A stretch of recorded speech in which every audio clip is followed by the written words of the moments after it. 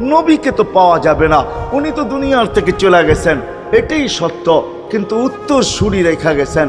আল্লাহর পক্ষ থেকে নির্বাচিত লোক আছে, রসুলের পক্ষ থেকে নির্বাচিত লোক আছে, যাদের কাছে নবীর আদর্শ আছে। আপনি বেশি শিখতে পারেন না, আমার কোনো আপত্তি নাই।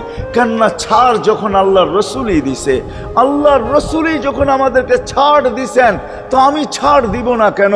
আল্লাহর রসুলই বলছে এক জমানা আসবে, লাউ আমিলতুম উশরা মা উনসিলা বিহি লানাজা, তোমরা যদি 10 ভাগের উপরে আমল করতে পারো তাহলে নাম্বার 100 পাইয়া তোমরা পাশ করবে। আল্লাহ 33 দিবে না, আল্লাহ 10-এর বদলায় তোমাদেরকে 100 দিয়ে 100-তে পাশ করাবে। আর সর্বশেষ তো এটাও বলছেন যে আমার একটা সুন্নতকে ধরে রাখো, এক শহীদের সোয়াবই জান্নাত যাওয়ার জন্য যথেষ্ট।